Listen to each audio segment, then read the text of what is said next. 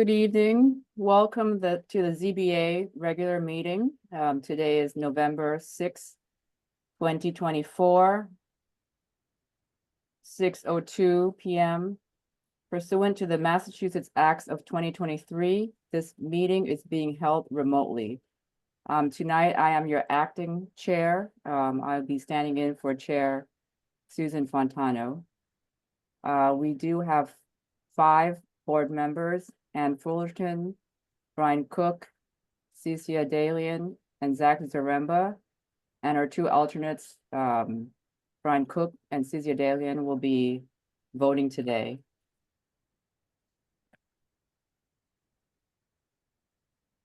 I guess we can start with approval of the minutes.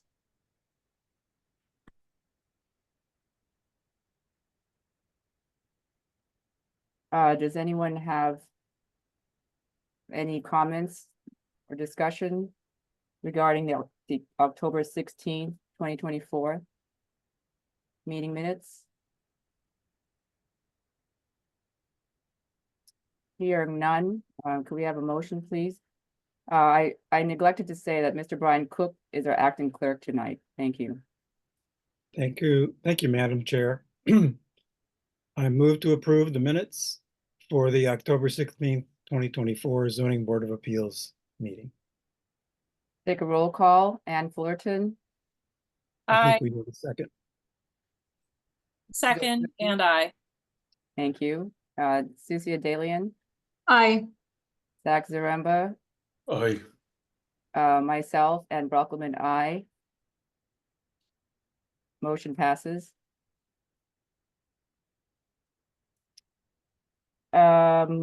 We have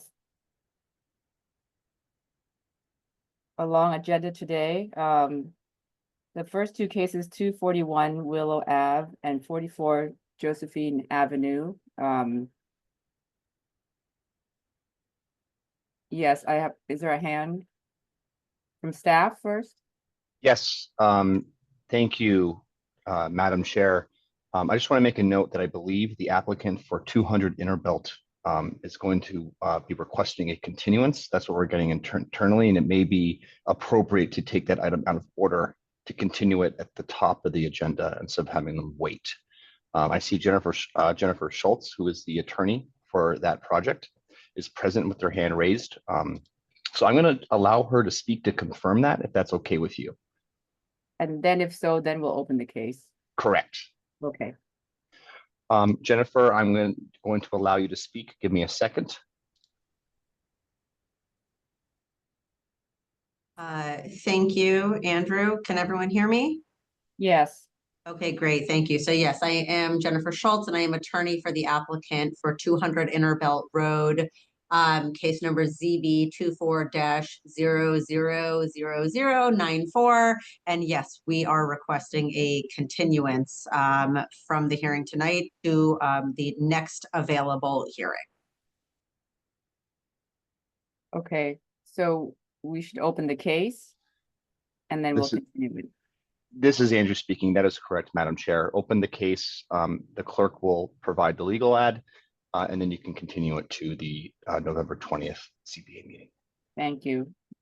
Go ahead, Mr. Cook. Thank you, Madam Chair.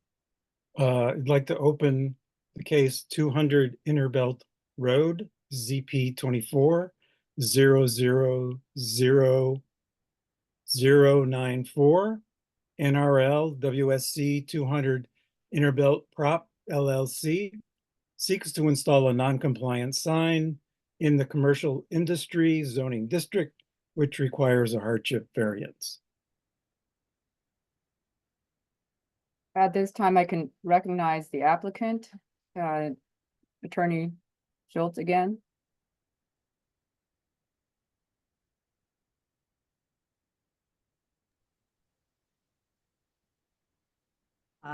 Hello again, Attorney Schultz on behalf of 200 Innerbelt Road, the applicant for this hearing. And yes, we would like to officially please request continuance to the next hearing, which I believe Andrew Graminsky stated was November 20th, if there's space on the agenda for us. Okay, thank you. Can we have a motion to continue, please? Yes, Madam Chair. I move to continue the case 200 Interbelt Road, ZP 24-000094, and continue to the next Zoning Board of Appeals meeting on November 20th, 2024. Yes, can I have a second, please? Second. Second by Ann Fullerton. Board vote, Ann Fullerton, Aye. Brian Cook, Aye. Zach Zaremba, Aye. Cecil Dalian, Aye. Ann Brockelman, aye. Motion passes. Thank you.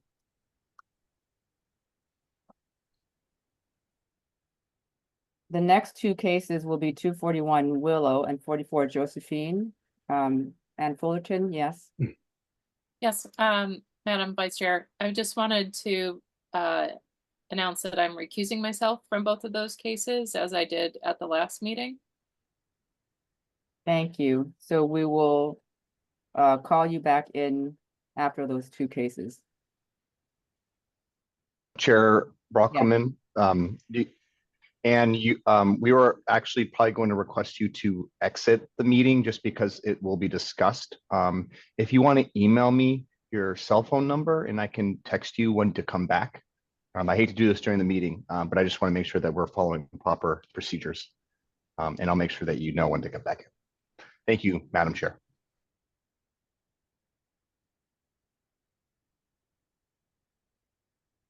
Okay, so Ann Fullerton has left the room.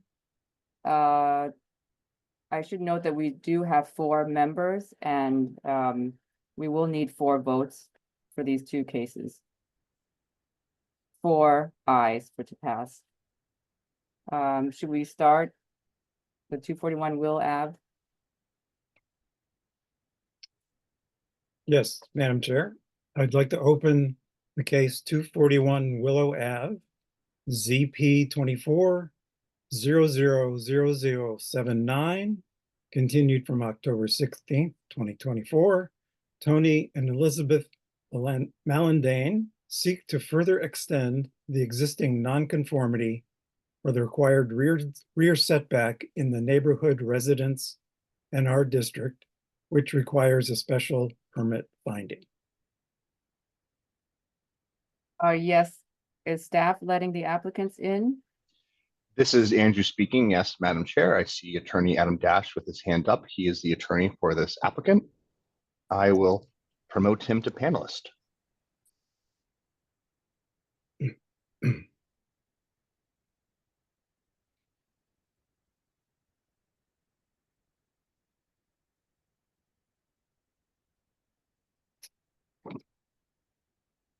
Good evening, Mr. Dash. Good evening, Madam Acting Chair, members of the board. Thank you. Adam Dash, 48 Grove Street in Somerville, representing Tony and Beth Mallandane, who are the owners at 241 Willow Ave, number 2, and they're the applicants in case ZP 24-000079. If I can share my screen here, Andrew, you need to give me permission to do that. The Mallandanes are here tonight seeking a special permit to expand their existing rear deck. I would show you that, but I have not been allowed to do that at this stage.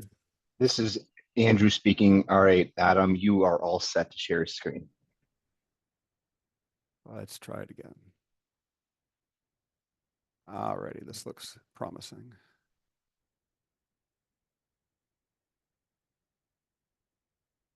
Okay, you should be able to see that then. You can see my screen, Yes. Madam Chair?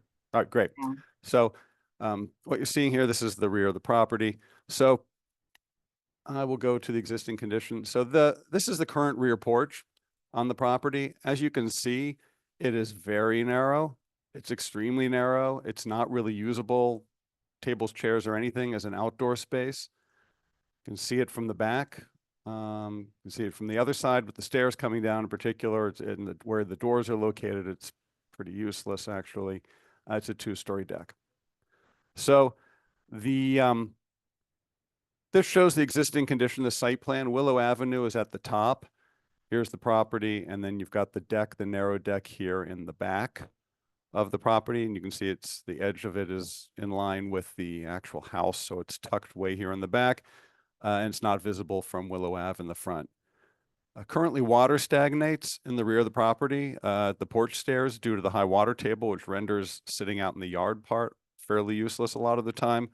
The Melandanes would like to use the porch as a dry outdoor space, but as you can see, it is too small. This shows the proposed condition, again, Willow Avenue at the top. This shows proposed condition with the decks that have been expanded out here on both floors. They're in the same location. They're still in line with the side of the property here, but they're larger in that they go back farther so they can be usable. The porch will then be increased towards the rear lot line by 2 feet 6 inches on the ground level and 4 feet 6 inches on the second level. What triggers the need for a special permit here is that the property is currently non-conforming as to the rear setback because of the existing porch extending into that setback by 2.6 feet. I would note it's also currently non-conforming as to the setback on this, which actually the left side of the house, but the right side of your screen. However, that's not changing because the that line of the porch is staying the same. The only expansion is towards the rear. This is a modest porch expansion by a total of 46 square feet, which is going to be offset as ground cover by removing 46 square feet here, as shown on the plan, where there's currently existing asphalt. So these slides are going to show elevations of the existing porch. Again, you've seen the photographs of them, but again, you can see how narrow that is. And then these slides show the proposed porch, and you can see how it comes out more, again, not hugely more, comes out more on the second floor than on the first floor. And this is to just far enough to enable the Melandanes to be able to use the porch. Increasing the porch in this modest way meets the goals of the neighborhood resident zone in which the property sits and the Summer Vision 2040 strategic plan by allowing a property to adapt and change to meet the Melandanes' needs and by allowing them to make a small contextual modification to an existing two-family house. The proposal is not substantially more detrimental to the neighborhood than the existing status because no new nonconformities are being created, the use of the property is not changing, and the modest porch expansion is not visible from the street. You should have 5 emails of support from neighbors, including the rear abutter at 98 Josephine Avenue. There's no opposition that was filed in writing of which I'm aware. Nobody spoke in opposition at our neighborhood meeting.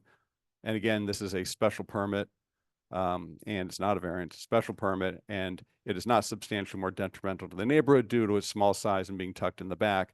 Therefore, the Melandanes ask that you grant the requested special permit for this small rear deck expansion. Thank you.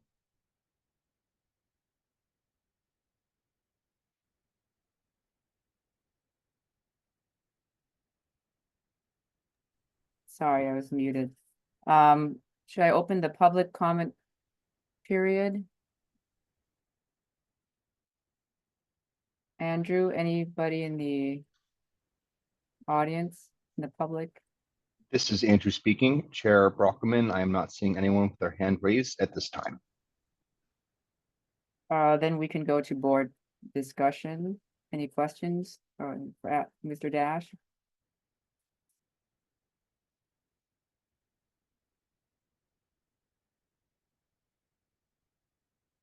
No questions, pretty straightforward.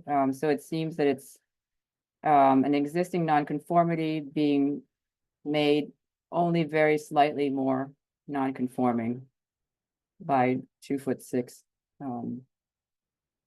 So that seems to be the proportionate use and joy that they get out of their property seems to outweigh the small minimal ask. Should we go to vote? A motion, please? Andrew? Thank you very much, Madam Chair. Through you, I just wanted to make a note that the public comment is still technically open, and I just want to make sure that you formally close that before you take a vote. Yes, I will now, seeing that no hands raised, I will close the public comment period. Motion, please.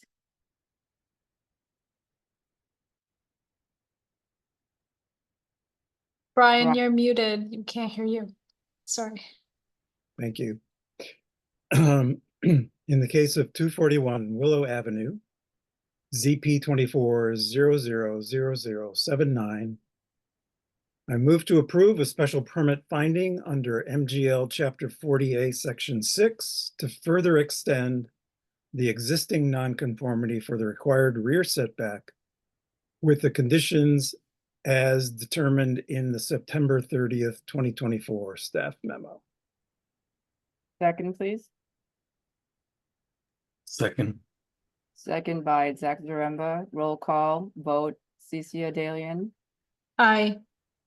Brian Cook, Aye. Zach Zaremba, Aye. myself, Ann Brockelman. Aye, motion passes. Thank you. Thank you. I'll be seeing you later this evening.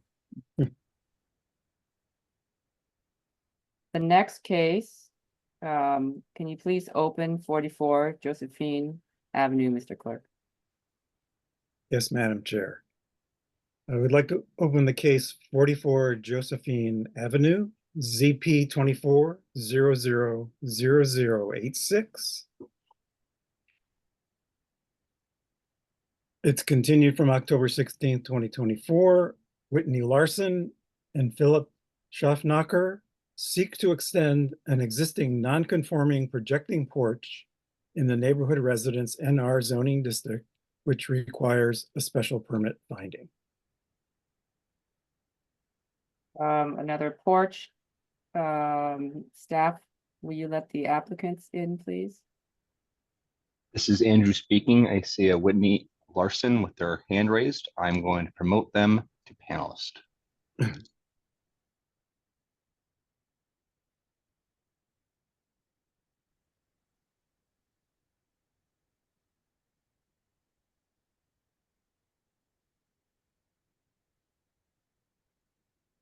Hi, Good everyone. evening. Please state your name, address, and tell us about your case. Yeah. Hi, my name is Whitney Larson. My address is 44 Josephine Avenue, Somerville. And I have almost the identical situation as my neighbor, probably just a few blocks away on Willow. I can pull up, do I have ability to share screen? It looks like I do. Yes, that'd be great. Uh,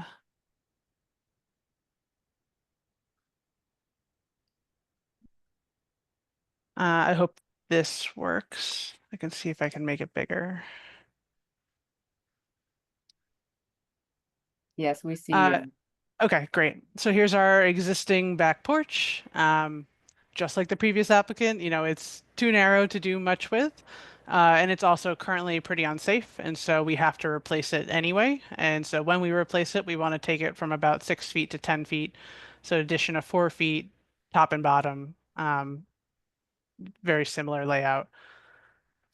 Here's our plot plan. So you can see over here, here's Josephine. Here's I'll zoom in here. Here's the existing back porch. Here would be the new back porch in red lines behind the house. And I think that's about it. We have engineering drawings, and we hope to be able to use it, for a table and all the normal things. We did have a neighborhood meeting. No, I don't think only one person showed up. No one seemed concerned. And we do have the support of the neighbor directly behind. Thank you. I'll open the public comment period.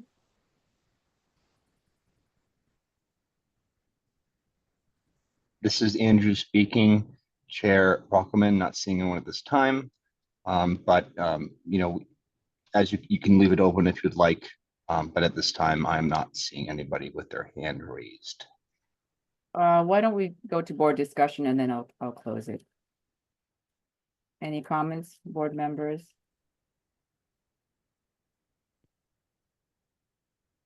I see none. I'll also then close the public portion, the public comment portion.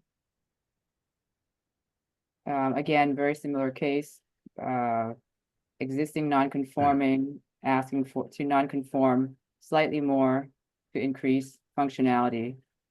without much impact on neighbors. Should we make a motion then, Mr. Cook? Thank you, Madam Chair. In the case 44 Joseph Avenue, ZP 2400. Sorry. Am I Did I muted close again? the public comment portion? This is Andrew speaking. Chair Brockman, can you repeat that, please? Did I close the public comment portion? You did. You did. No worries. Okay. In the case of 44 Josephine Avenue, ZP 24000086, I move to approve a special permit finding under MGL Chapter 40A, Section 6, to further extend the existing non-conforming projecting porch with the conditions in the September 26, 2024 staff memo. Second, please. Second. Roll call vote, Susie Adalian, Aye. Zach Zaremba, Aye. Brian Cook, Aye. Ann Brockman, aye. That's 4 votes, which is needed for a special permit finding. Motion passes. Thank you and good luck. Thank you.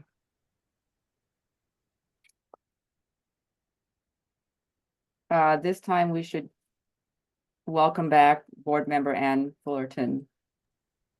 This is Andrew speaking. Give me a sec, please, Chair Brockman, and I will communicate with Ann.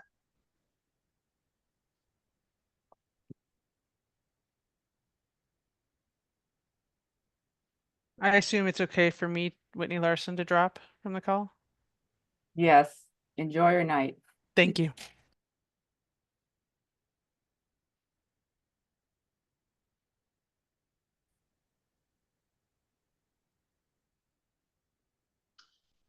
This is Andrew speaking.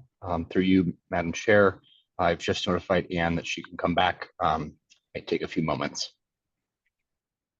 Okay, we'll sit tight for a minute.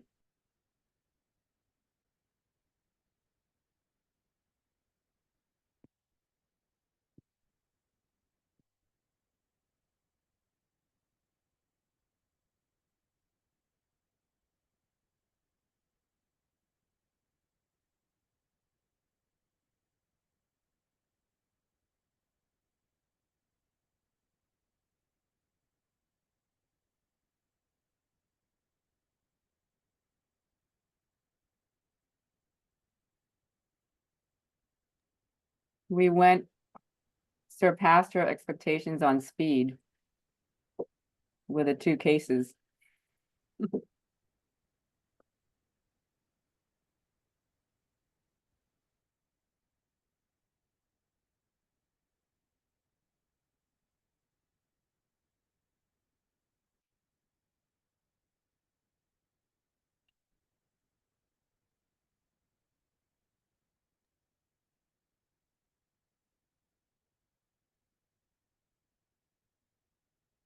Okay, great. We'll welcome back Board Member Ann Fullerton. We'll go to our next case. 3 Emerson. Open the case, please, Mr. Clerk. Thank you, Madam Chair. I would like to open the case 3 Emerson Street, ZP 24000088.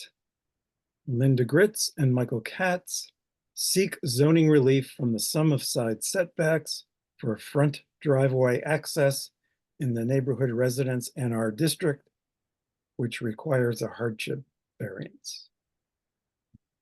Thank you. And we see Mr. Dash representing 3 Emerson. That's correct, Madam Chair. I'm here. If we could also promote, I see Michael Katz is here. I believe probably both of them are on one email. I'm sorry, on one video, hopefully. But yes, Adam Dash, 48 Grove Street, the attorney for Linda Gritz and Michael Katz, trustees of the Katz Gritz Family Trust, owners and applicants for 3 Emerson Street. Linda Gritz and Michael Katz are here. They will be joining us once the promotion occurs.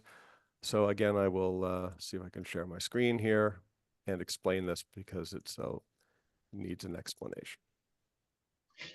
This is Andrew speaking. I just want to take note that the applicants have been promoted to panelists and are present. Great, thank you, Andrew. So here's a photograph of the property. So the house sits at the corner of Emerson Street, which is to your left with the red car, and Newton Street to the right from this picture, and the heart of Union Square. It has no driveway or parking on site. This is a site plan, and you can see that it is a extremely oddly shaped lot with two long frontages, one on Emerson and one on Newton. It is, Linda and Mike want to add a driveway in this location here, this rectangle, a one-car driveway off of Newton Street. And it can really only go here because of the configuration and placement of the existing structure and the lot. And as you can see, there is plenty of room for it in that location. In this location, the sum of the side setbacks will not comply for a front yard driveway, because now we're going to have, because this property has two fronts, right? Because it's on two streets. And so putting a driveway here means that it's now a property with a front yard driveway, which changes the sum of side setbacks calculation such that the since the front yard will be here, the existing sum of the side setbacks now becomes non-conforming by 2 feet, 9.5 inches. And Linda and Mike are now asking you for variance for those 2 feet, 9.5 inches, even though the house isn't changing, it isn't moving, it isn't getting any closer to the lot line. The only modification of the property is this addition of the driveway. I would note that the sum of the side setback issue is really related to the setback over here on this left side of the house, not related to the driveway whatsoever. It's just, however, by putting in a front yard driveway, we've now changed the calculation, even though everything is staying the same. So these are some pictures of the property, and you can see sort of the, not just the oddly shaped lot, but the odd way that the property is laid out and the way the structure sits on the lot. I'd shown you this picture before. That's the corner. This is looking around the one side. This is looking around the other side. The driveway would go over here to the right of this picture. And that's looking at it from the back. And that's looking at it from the yard. So Mike and Linda have lived at this property for 40, sorry, you don't need to see that at the moment, for about 40 years, and they're now senior citizens. They used to be able to park on the street, but now cannot because of the Union Square development, and there's no parking on their side of Newton Street. The proposed driveway on Newton Street is not going to remove any parking from the street because there's no parking on that side of the street allowed. So that's an advantage to everybody. It's not going to impact the neighborhood whatsoever. Actually, moving one car off the street actually helps the neighborhood. I'd like to have Mike and Linda, if you could unmute yourselves, Mike and Linda. I think they can explain their personal situation better than I can. If you could do that, please. Yes, sure. Good evening. Please state your name and address as well. Good evening, Linda Gritz and Michael Katz, 3 Emerson Street, Somerville. So thank you for granting us this hearing. We have lived, as Adam said, here at 3 Emerson Street for 40 happy years. We raised our kids here. We sent them, our kids went to Lincoln Park and Somerville High School, where our daughter is now a teacher. We are now retired seniors and wish to age in place. We are active in the community, very grateful that we have lived to see the Green Line finally come to Union Square. And we take the Green Line whenever we can, but public transportation does not go everywhere we need to go. And it is currently a hardship to come home with heavy items in our car trunk and find no place to park, which is happening more and more often. We are asking you to let us use a portion of our own driveway of our own property to install a driveway with an outlet to accommodate a plug-in electric car, which would be charged by the solar panels on our roof. And this would be in keeping with Somerville's climate action plan. Our current car needs to be replaced, and we have been waiting to see if we can install a driveway so that we can replace our gas-powered car with a plug-in electric car. We need a car. Please grant this hardship variance, and thank you for your time and service to the community. Thanks, Mike and Linda. I should note there are other driveways on Newton Street, and the proposals for a gravel driveway, which would be permeable, Per Mass General Laws, Chapter 40A, Section 10, variances can be owing to circumstances relating to the lot or the structures. In this case, the basis for the variance is actually both. The purpose of the neighborhood resident zone is to allow contextual modifications to existing detached residential buildings. Here, the Union Square development has changed the neighborhood context, and Linda and Mike seek a small modification at their property to adapt to that new context. The Summer Vision 2040 strategic plan supports retrofitting existing housing stock to provide owners with necessary resources to make accessibility modifications and retrofit their older homes, which is what's happening here. Allowing Mike and Linda to retrofit their property with this small driveway accommodation means that the Summer Vision 2040 goal, as they age in place, is met. The proposal also meets the Summer Vision 2040 goal of fighting displacement by allowing Mike and Linda to remain in their long-term home. You should have received a series of emails of support from a number of the neighbors nearby. So in sum, Mike and Linda request that you grant their small variance for the sum of the side setbacks at 3 Emerson Street because they have an oddly shaped corner lot. They can no longer find parking on the street due to the new context of Union Square. The driveway can only go in one place due to the odd layout of the structure and the oddly shaped lot. The driveway will be permeable. An electric car will be better for the environment, but Mike and Linda need a driveway to be able to get a plug to plug it in. The relief would allow the seniors to age in place in their longtime home. One car will be removed from the street, which benefits the neighbors. The relief sought is small, as I said. Nothing about the structure of the lot is changing at all. It's really just a legal matter because of adding a front yard driveway that changes the sum of side setbacks. The sum of side setbacks isn't changing on the ground.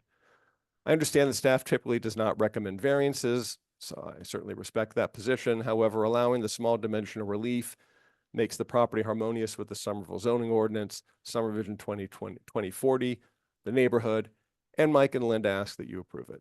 Thank you. Thank you. Do board members have immediate questions to the applicants or Mr. Dash before we move to public comment? Madam Chair, Yes, Brian Cook.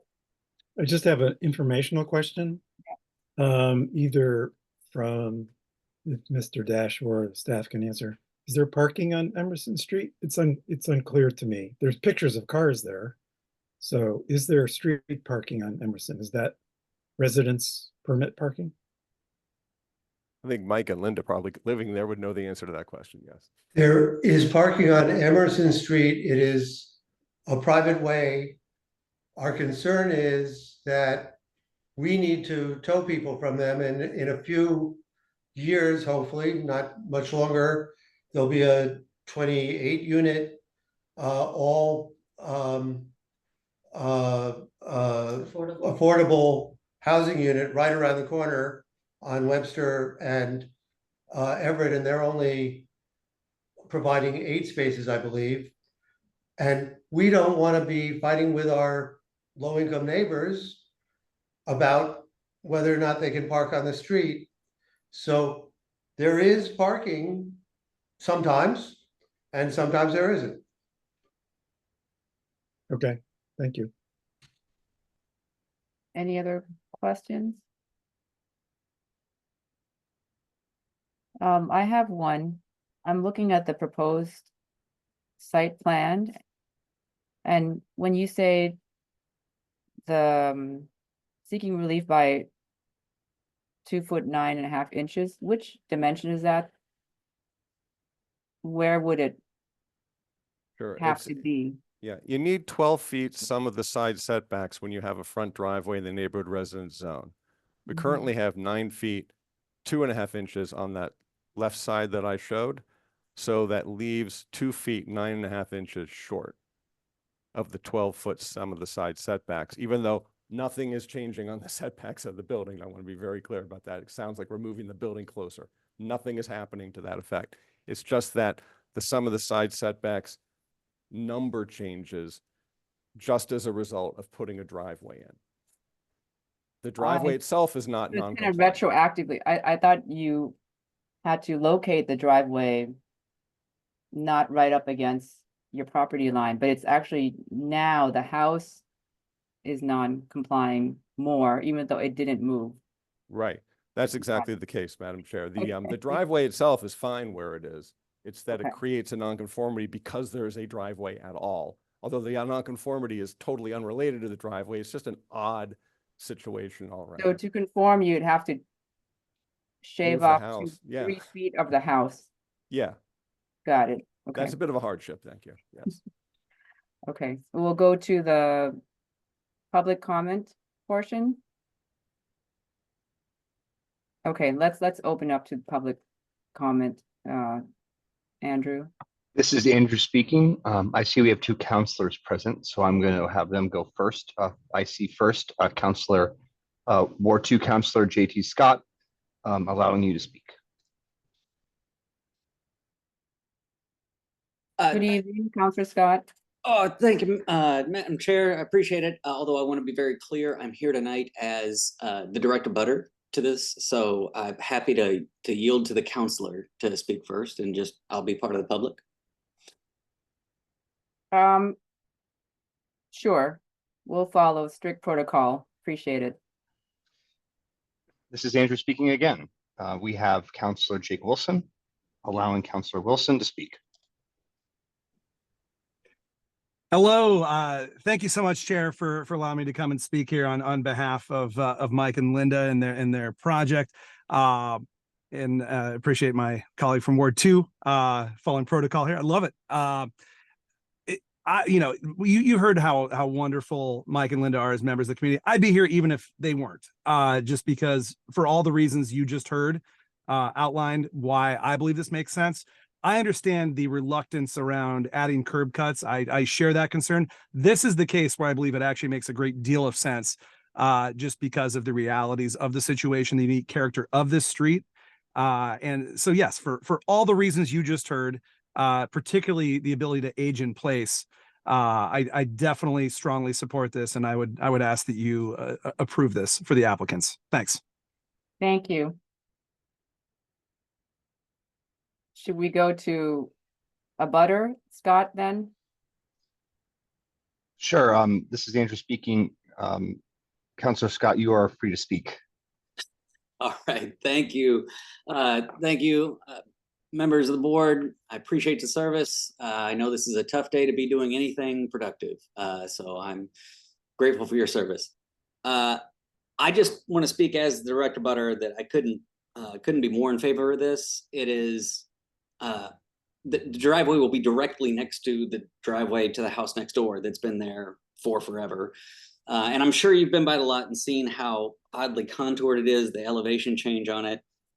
So this really is all that makes sense. And it's one of those artifacts of the way our code is written that, like you said, you'd have to shave off 3 feet of the house in order for this driveway to become a compliant structure. I will say, I myself came to this zoning board of appeals when my house substantially burned and I wanted to rebuild it.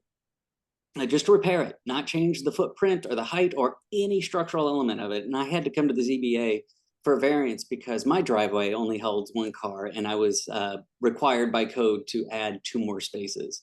So I appreciate the service here. I think for all the reasons that have already been said and for past precedent, a variance like this is absolutely warranted.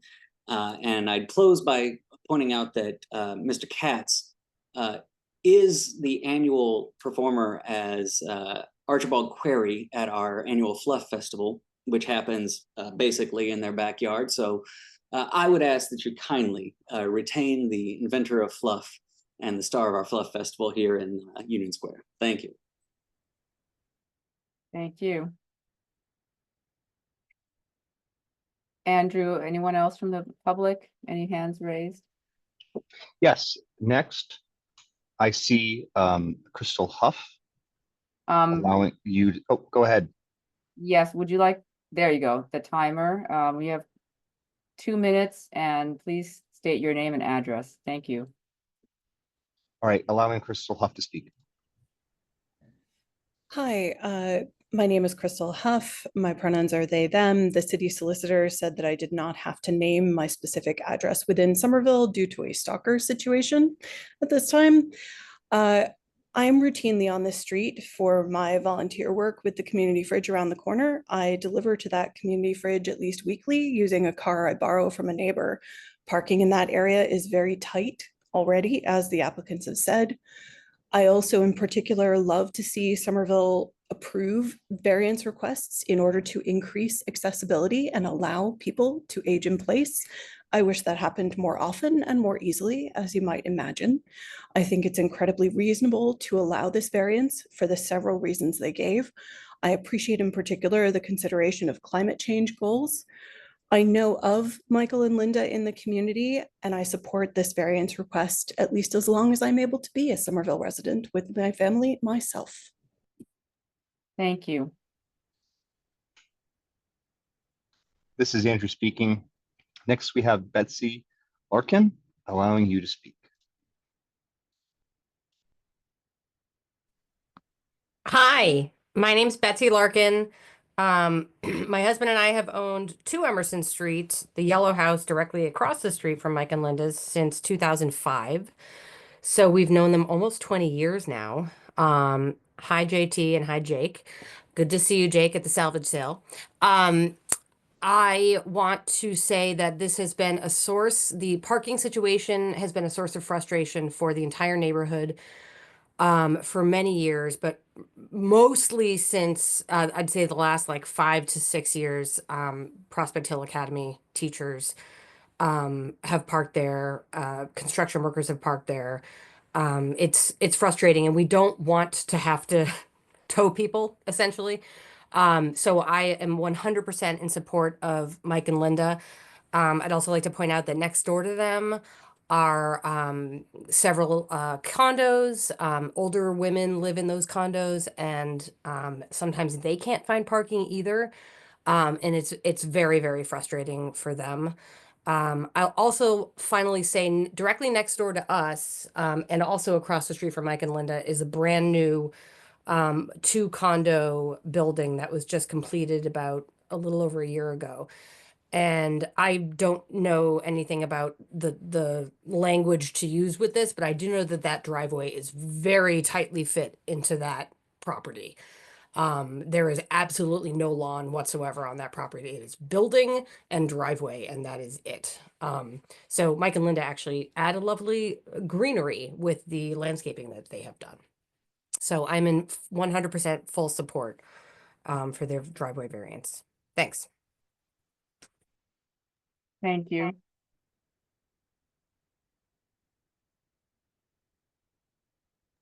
This is Andrew speaking. At this time, Madam Chair, I'm not seeing anyone else with their hand raised. Okay. We could leave the public portion open for a while longer while we have the board discussion. Board members, any comments? I think Zach Zaremba had his hand up, and then Ann Fullerton.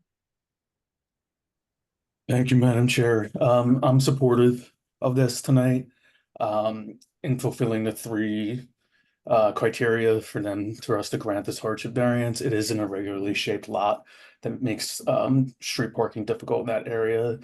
And I personally know, driving through there, it's one of the densest parts of Somerville.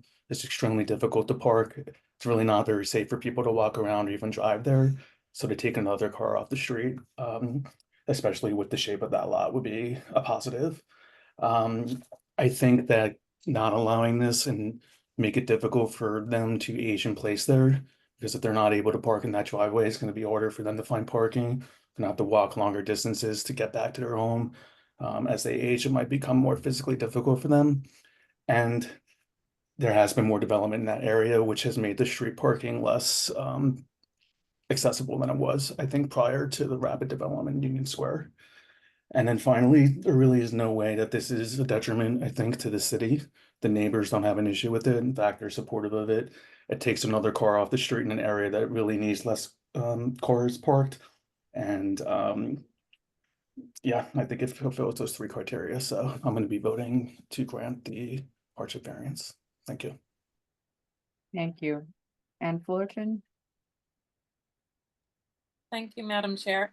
I'm just going to second Zach's sentiments. He said a lot of the same things that I was thinking about the 3 criteria. I think he was very succinct in how he described them. And I think that this aligns with previous parking that we have allowed within the last 2 years, especially considering aging in place conditions. Thank you. Anyone else? Any comments? Brian Cook? Thank you, Madam Chair. I would like to ask the applicants again to clarify a little bit what they see as the financial or other kind of hardship that so there's a criterion we must address, which is that it situation imposes either financial or other kind of hardship, and we need to have a finding that that is the case. So if you could clarify or elaborate a little bit more on what you see as the hardship, we would appreciate that.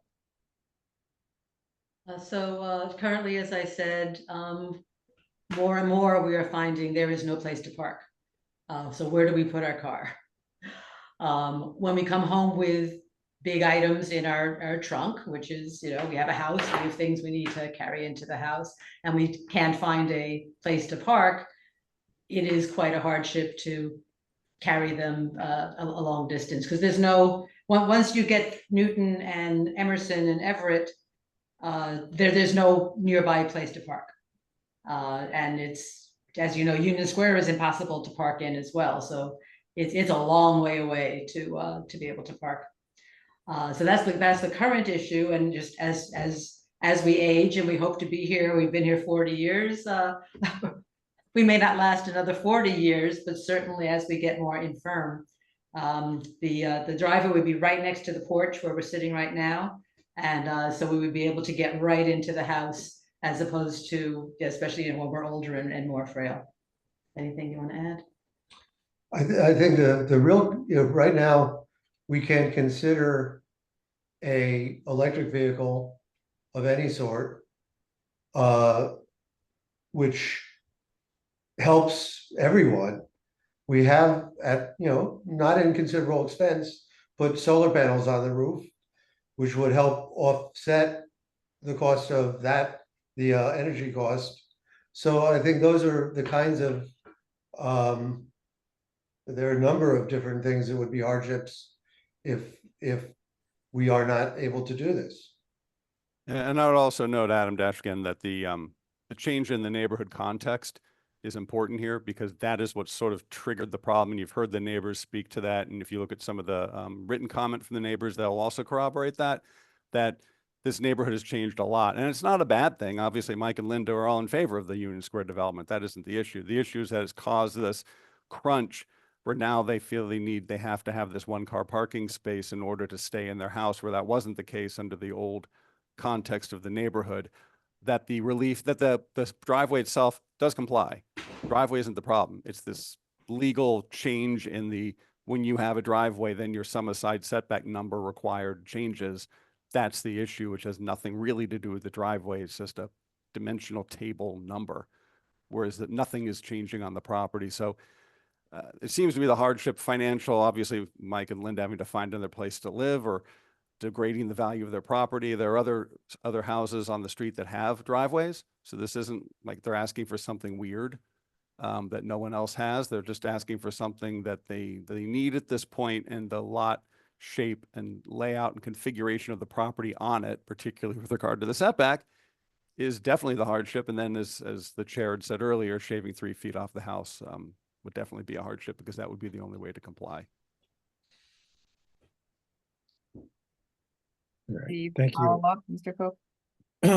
Well, I just want to make sure that we have on the record our findings that are consistent with the criteria, as Zach started to help articulate for us, and Fullerton did. So I just wanted to make sure we have those on the record, that it's both the shape of the lot, the shape and topography of the lot and the structure that that address criterion 1. The financial other hardship is both accessibility to the parcel and the limits on the ability of the residents to age in place, which might force them to move. And then finally, desirable relief doesn't cause any substantial detriment to the public good without nullifying or substantially derogating the intent and purpose of the NR district. In fact, in some respects, it will improve it without any impact on the neighbors. And with that, I will express that I support the request for relief as well. Okay. Cynthia, do you have any? You had your hand raised. I think the points have been summarized really well, and I am in support of the variance. Thank you. I mean, I think for me, it's again realizing that it's not asking for a driveway, but it's asking that it's okay that the setback of their house does not comply by under 3 feet. So that's kind of how I'm seeing it with the logic. So I would be in support as well. Are we comfortable with the findings? We've all spelled it out. Andrew, anyone else in the audience? This is Andrew speaking. Madam Chair, I'm not seeing anyone at this time. Okay, so I will close the public comment period and go to a motion. Thank you, Madam Chair. In the case of 3 Emerson Street, ZP 24-000088, I move to approve the hardship variance for zoning relief for the sum of side setbacks for front driveway access based on the statutory criteria findings we have discussed and with the conditions in the September 21st, 2024 staff report.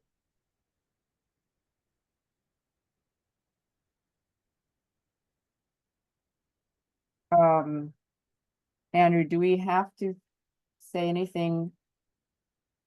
I mean, we're not exactly adopting the staff report. No, in this case, there are some standard, excuse me, first, sorry, through you, Madam Chair. There are standard conditions related to public record and recording that we always attach to memos. And when those are, Brian just saying what the conditions that we stated in the memo should be applied to the decision. The permit conditions, thank you. Yes, permit conditions, correct. Thank you. Can we have a second? Second. Second by Ann Fullerton, roll call vote, Ann Fullerton, Yay. Cynthia Dalian, Yay. Max Zaremba, Yay. Brian Cook, Yay. myself, aye. Motion passes unanimously. Thank you very much. I will see you later this evening. Thank you. And good luck. Next case on the docket is 22 Highland Avenue.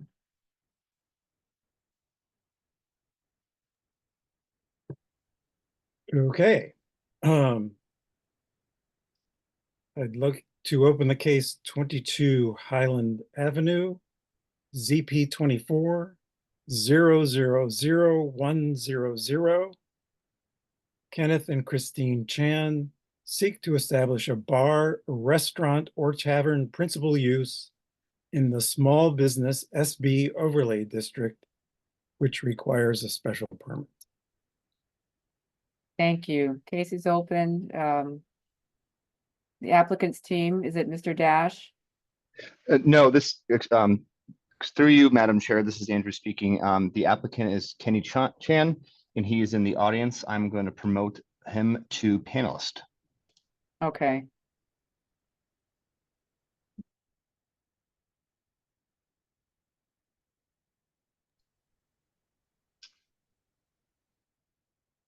Good evening, Madam Chair. My name is Christine Chan, and this is my husband, Kenneth Chan. We are owners of Ginger Exchange, which we are looking to have at 22 Highland Avenue. Allow me to share my screen here so you can have a picture of where exactly that is. It's in Ward 3, Precinct 2. Can you see that? Yes. Yes. Okay, great. So here is an external picture of Highland Pizza that was formerly there in this space. This space has been used as to serve food, and it was a convenience store. It's been dated back to the 1890s as Highland Market. So for quite a bit of time, it's been used for selling groceries as well as short order meals, as well as a pizzeria, as you can see here. We are before you tonight because there's a 2-year inactivity in the space, which causes us to need to come before the board again to request a special permit to start a business there again. So we're not looking to make any changes to use other than pretty much consistently doing what has been done in this space for many, many years now.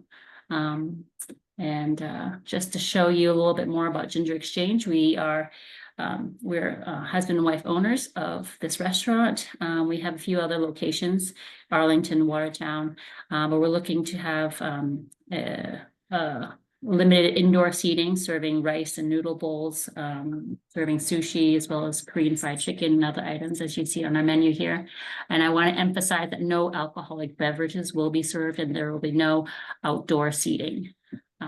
This area is very close to a residential tower across the street, as well as a middle school. So we believe this is very much in line with what Somerville looks to support in terms of the 2040 vision, supporting small businesses. So we're just looking to come into the space, renovate it in the interior, refine the facade. We definitely will be removing the front awning and making it and updating it. So this is what it looked like, and this is what one of our locations in Arlington looks like, where we have just cleaned up frontage, more modern of a sign, making everything new again. So that is what we propose to do in this space, and we're looking for you to grant us permission, the special permit, in order to be able to do that.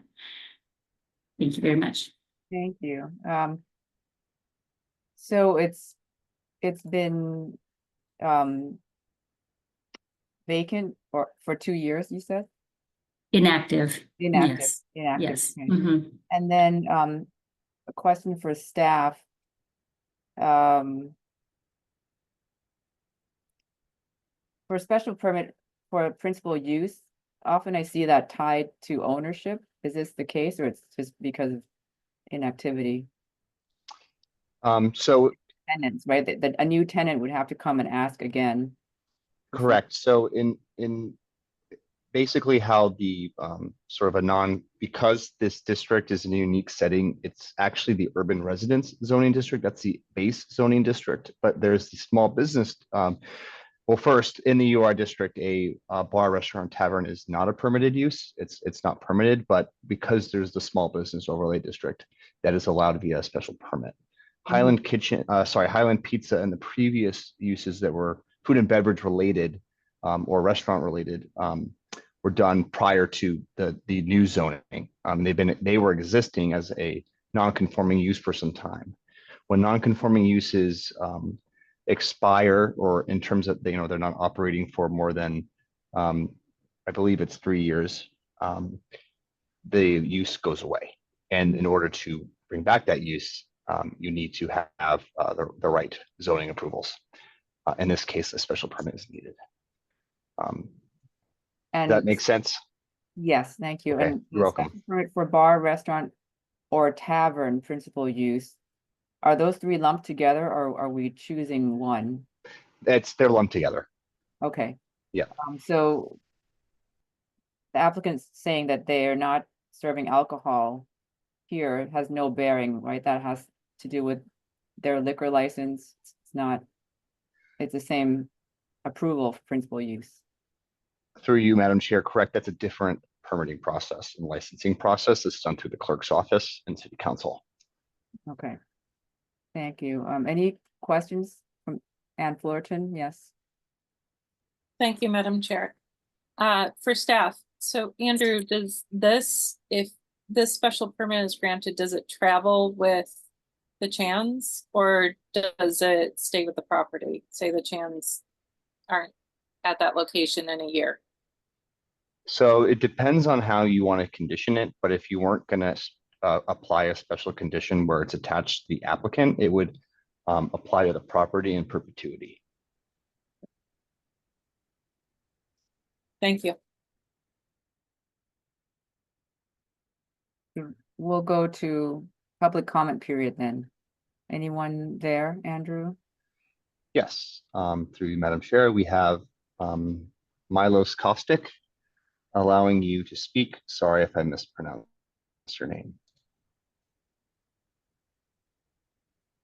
Please state your name, address, and we'll put a 2-minute timer on. Thank you, Emily. Hello, do you hear me? Yes.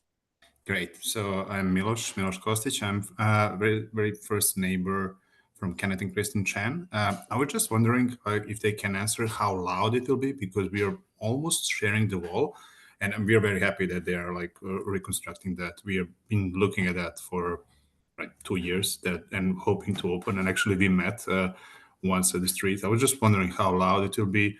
I'm happy that there won't be a alcohol serving, which would probably like reduce the noise overall. And also like regarding the dash doors and Ubers, like where all these people will be parking and like kind of coming to pick up the food.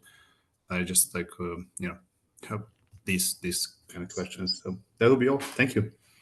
Thank you. So 2 questions the applicants can answer, and please state your name again, okay, because it's an audio recording. Thank you.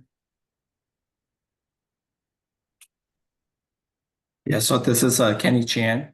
In terms of the sound, there won't be any music or anything outdoors. There may be soft music inside the restaurant, but the seating inside the restaurant is only about four tables in there.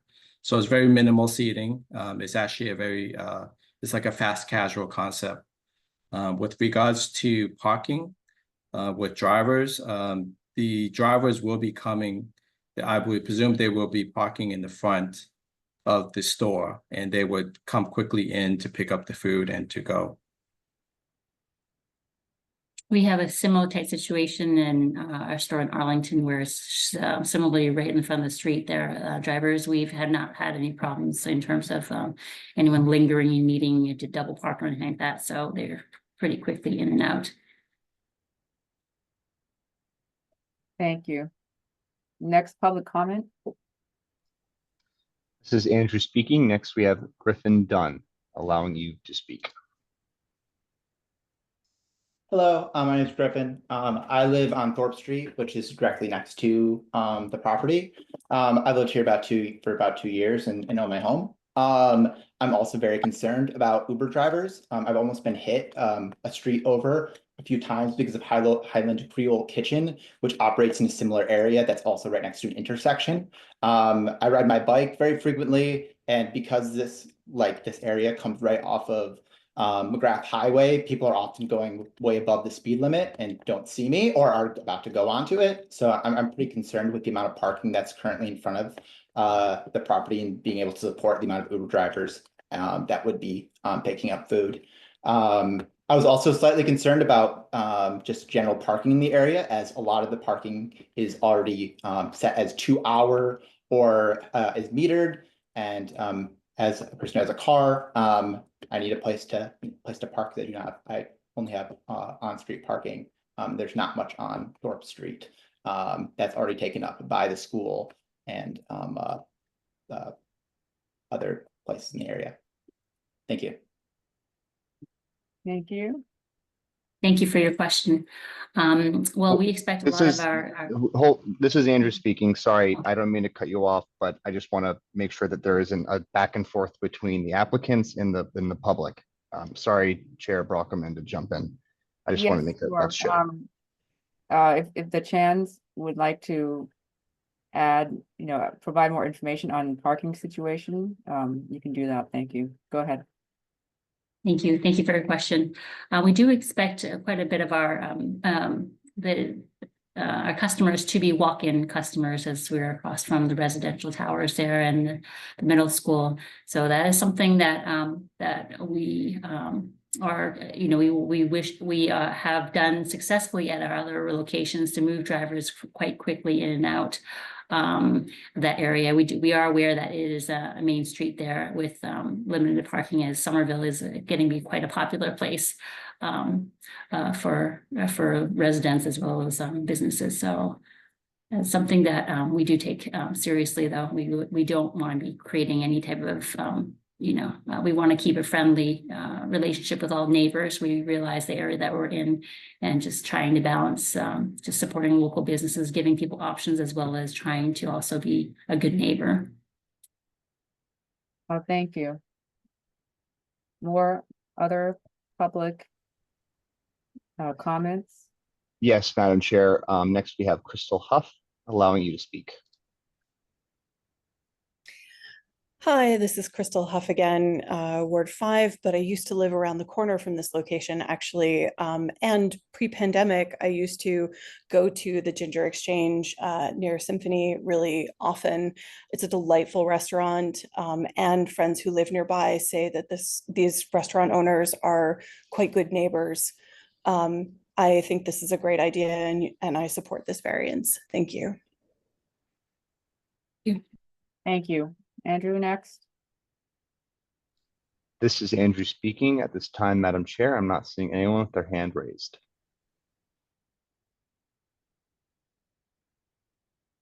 Okay, let's go to board discussion. Excuse me, Madam Chair, I just see that's actually Griffin Dunn has raised their hand again.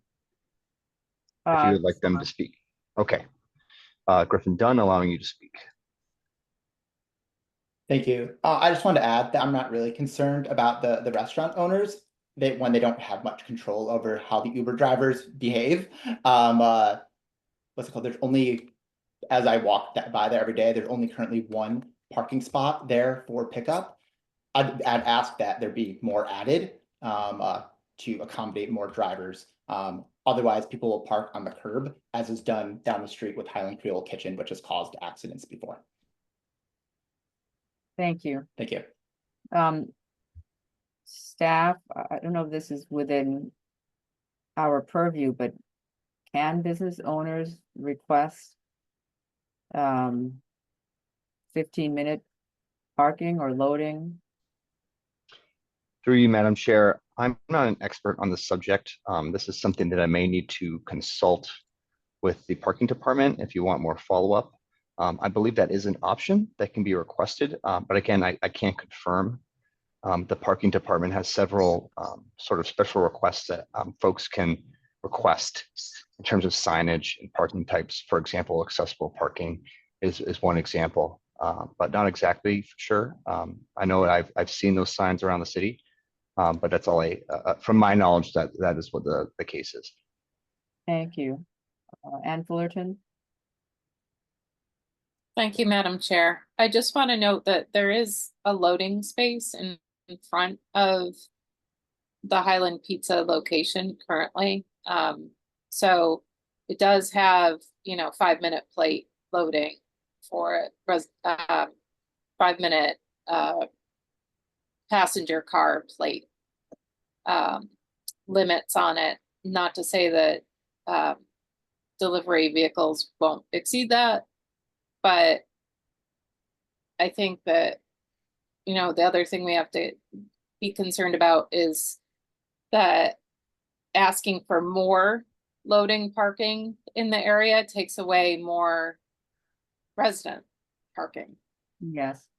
I do see now that we may be looking at the same Google Street View. It does say no parking.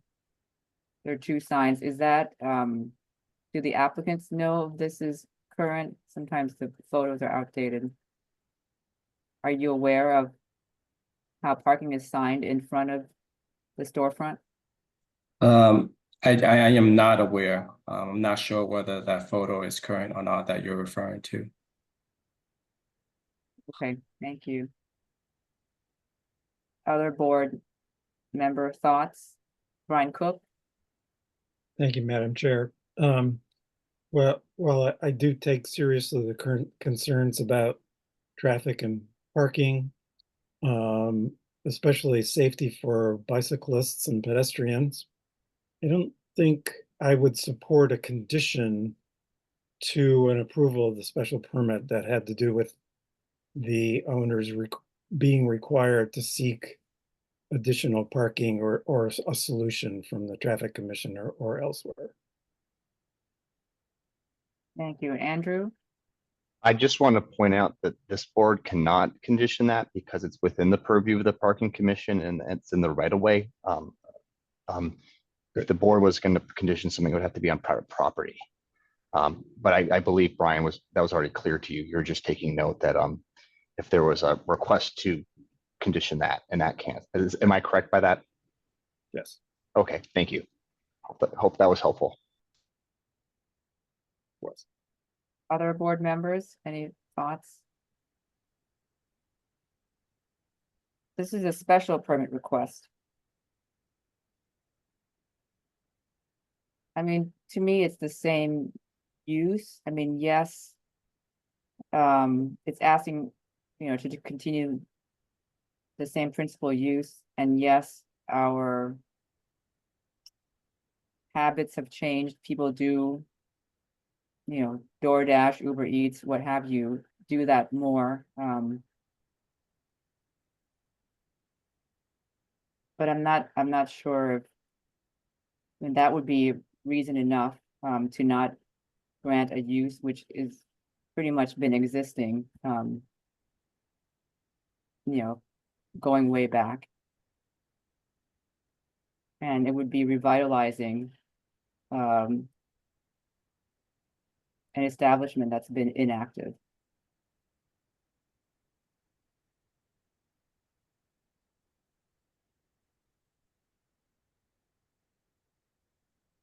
Madam Chair, Yes. did you want to specify anything with regard to assignment of the special permit? I believe you had a question about whether it follows the owners or the address and property. Yes, I know we've approved uses where it followed, or even it followed the tenant even, as a landlord, and then a different business coming in, even though it was the same landlord. Kenny Chan, are you owner or tenant? Tenant. Okay, I mean, I don't know if it matters. Andrew, you can enlighten us.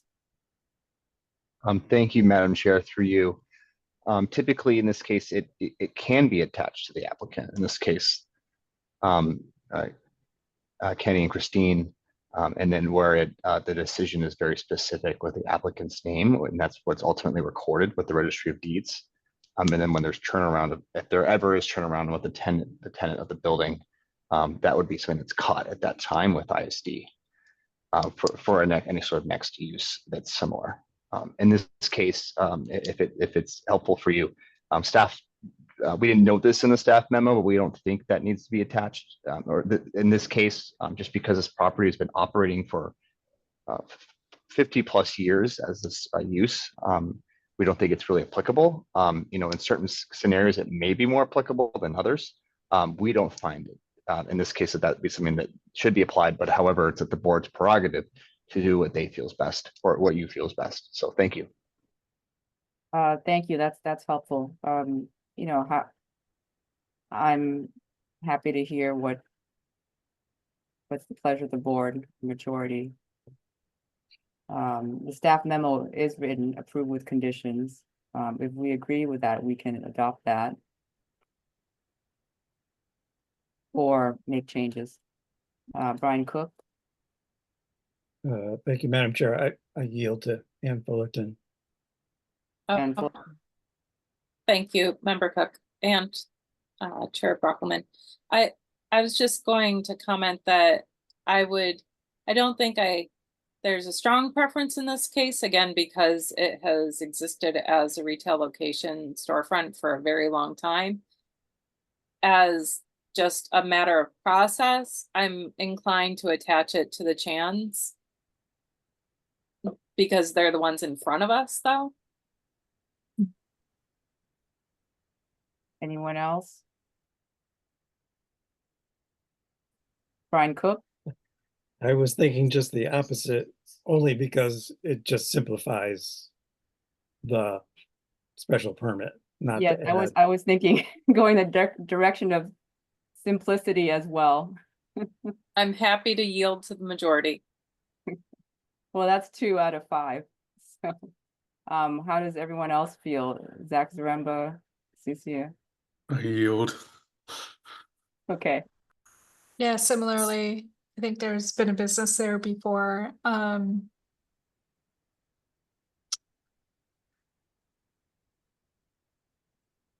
okay, I would, recommend, adapting the staff report as is. Is that okay? Andrew? Thank you, Madam Chair. I just want to note that there is findings that need to be made for the special permit, that the staff report also provide, at least staff's findings, which you are free to adopt if you wish. I just wanted to take note that that should be included in the discussion and then the motion ultimately. Thank you very much. Thank you. So I'm looking at considerations and findings. The comprehensive plan and existing policy plans and standards established by the city.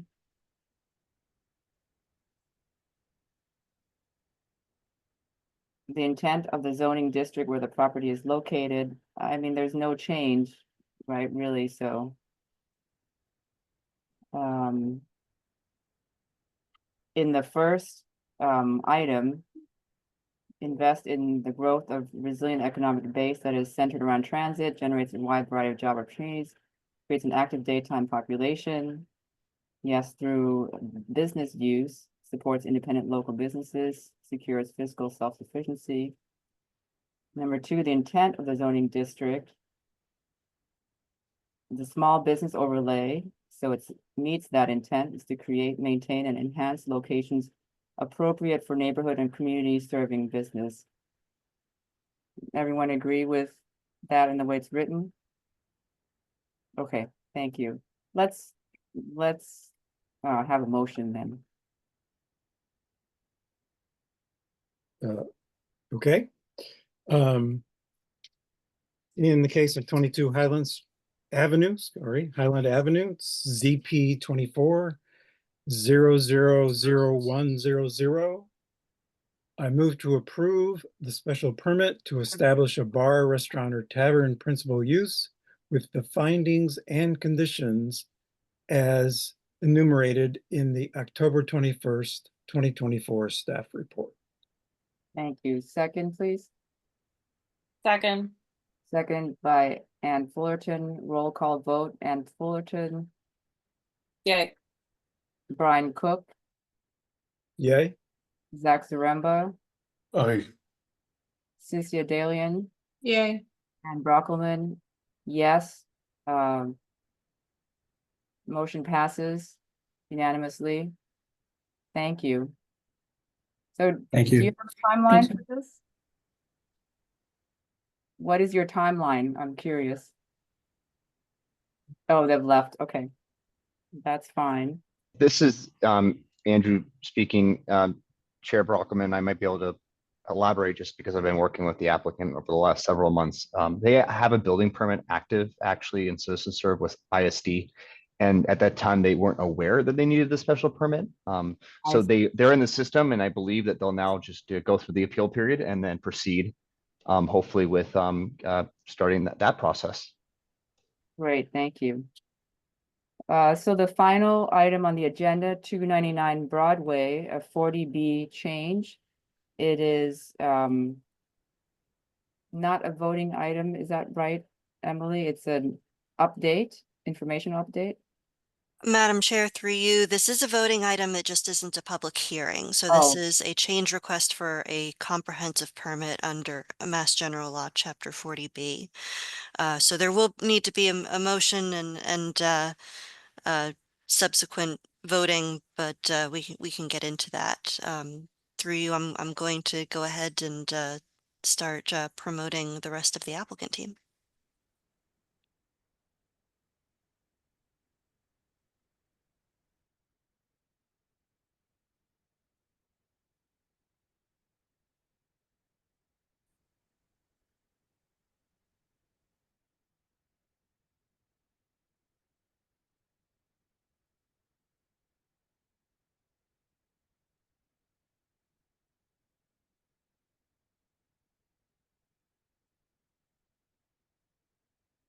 Everyone. Good evening. Looks like more people are joining. Let me know when your team is complete. Okay. We're Okay. almost there, Madam Chair.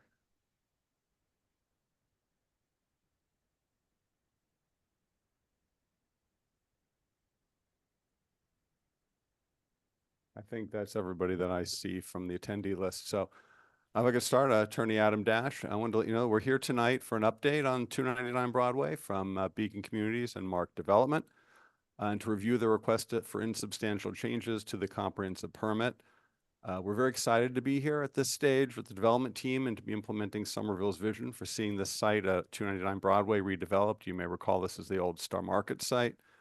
Some of the team members who are here tonight I want to introduce are Darcy Jameson from Beacon Communities, Herbie Duvernay from Rise Together, Carla Chaffee, the attorney from Nixon Peabody, Robert Korf should be here, I believe, from Mark Development, Damian Chaviano and Scott Lombardi from Mark Development, attorney Brent McDonald from Nutter and McLennan and Fish, Tony Sanchez from Utile as project architect. I believe David Sider from Future Green may be here as well.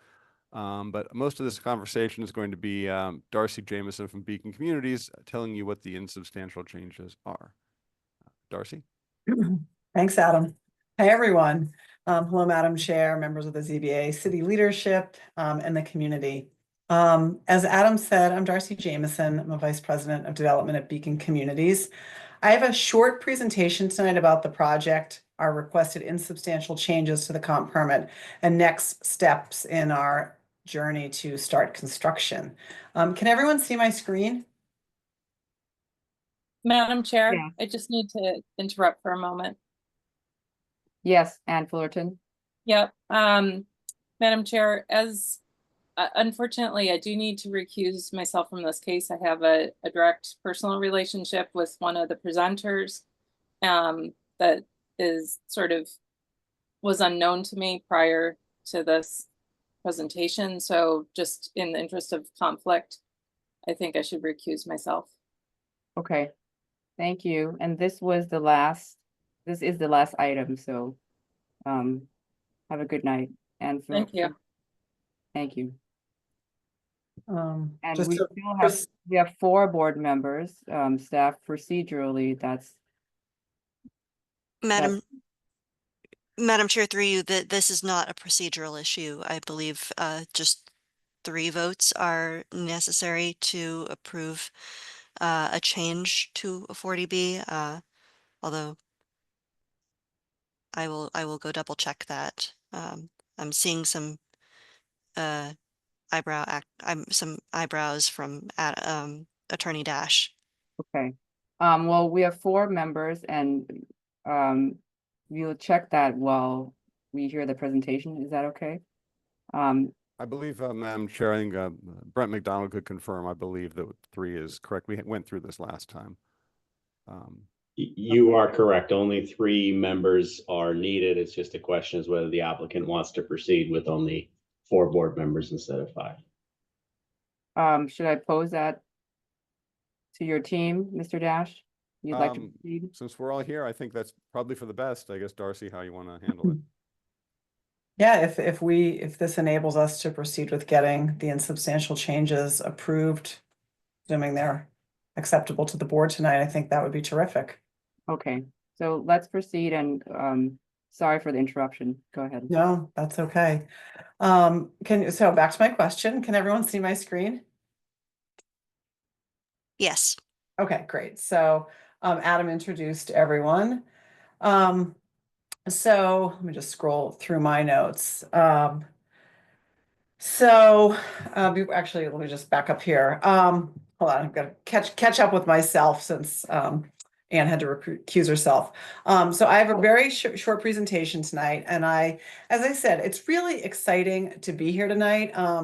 Just backing up in history in my life, I was the housing director for the city of Cambridge for many years, almost worked for the city of Somerville doing the same thing about 25 plus years ago, and went to Tufts. So I spent a huge amount of time, cruising up and down the Broadway corridor. So like to be here tonight and having known this site well, I'm just really excited about the Somerville community and city's vision for the redevelopment, and choosing to work in partnership with Beacon, our partner Rise Together, and Mark Development. So just really excited about this whole project.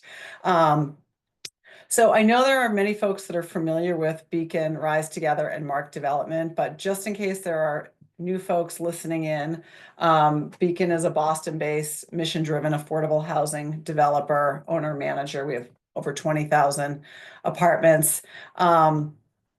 Rise Development is a Boston-based MBE development and investment company, and they're our partners on Building A. And then Mark Development is a Boston area-based developer with over 200 projects in New England and the Eastern Seaboard. So just to give you a little bit of an overview if you're not familiar with us or have forgotten because it's been a while.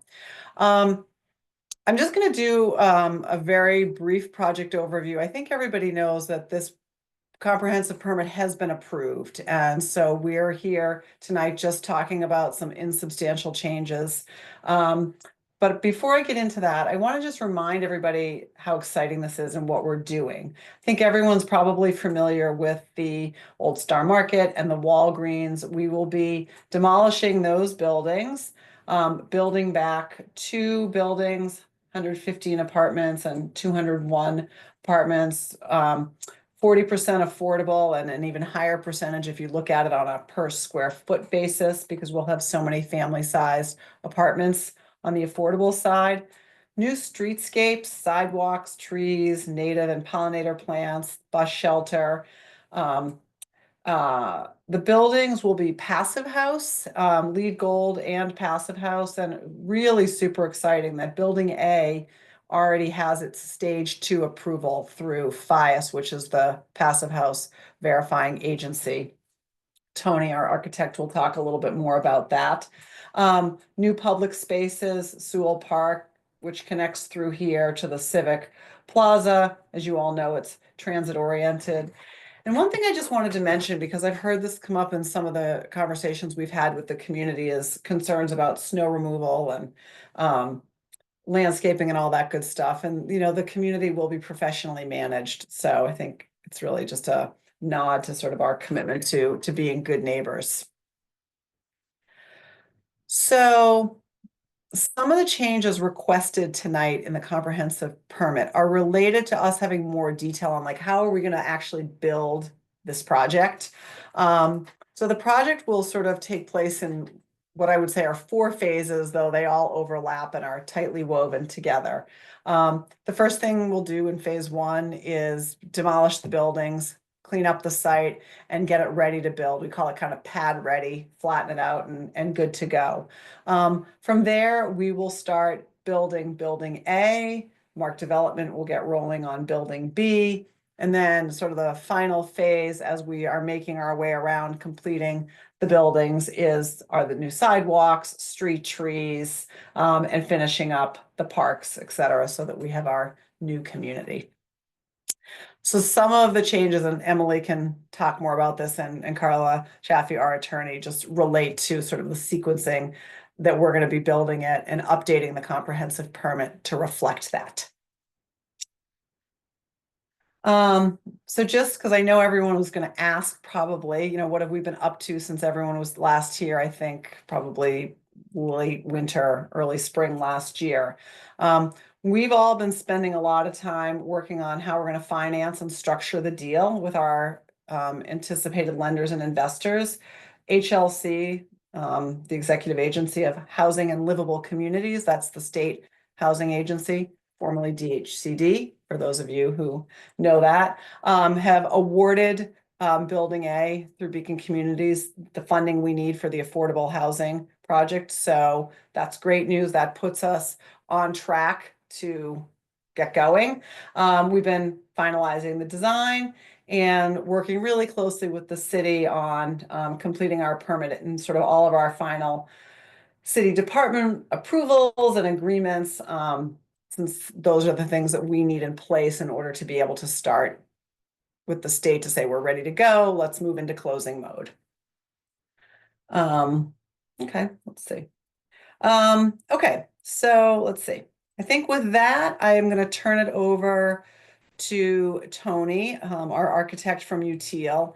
Tony's been refining the design details, including ensuring that we're meeting best practices for Passive House. As I noted earlier, we have our stage 2 approval, which is just a super exciting milestone.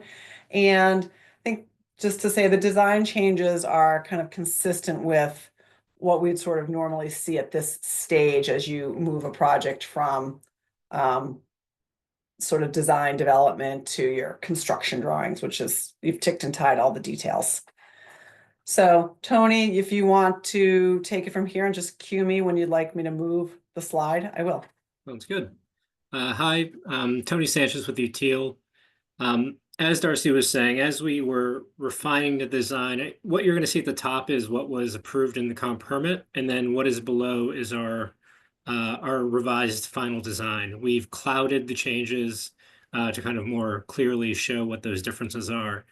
And I think a lot of those changes came from, well, number one, we want to make sure we have the right materiality and the right look on the street, but then also with our in-house energy modeling that we have to do to make sure that we met those FIA standards.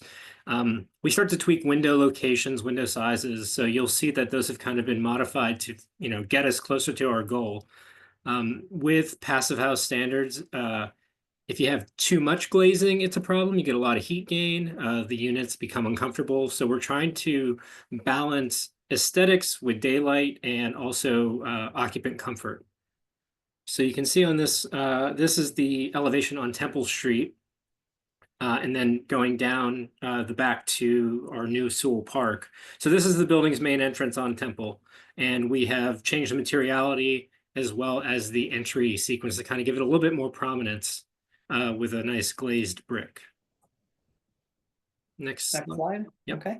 So this is our Broadway elevation. And you can see we've started to play with some of the brick detailing and just the rhythm of those windows. So in our previously approved comp permit, we just had a very kind of standard window, and we're starting to play with what's happening on the inside, as well as trying to create a nicer kind of street-facing facade. We've also brought that brick articulation down to the retail areas, which are on the ground level. And once again, though, the Wolfie modeling, the Passive House modeling we did necessitated some glazing shifts that we've updated. Next slide, please. And I guess at any moment, if you have any questions, please stop me and we can talk about them. This is the facade that is going down what we're calling the Muse. It's the public way between Building A and Building B and connects the Civic Plaza to Sewell Park. So the Broadway elevation wraps the corner, and then we start to break up those elevations to, make this look like a smaller building. And we've articulated the townhouse units at the ground floor very similarly to what we had previously. And then as we move to the right of the page, that is the green portion is residential, and then the lower portion is actually the community center.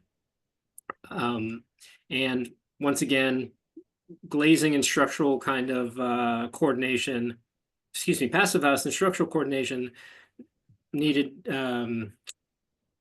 we had to change the glazing strategy for that as well. So, okay, next slide. And then this is the Sewell Park facing facade. And as you can see here, we've just kind of further articulated that entry to the community area, community space.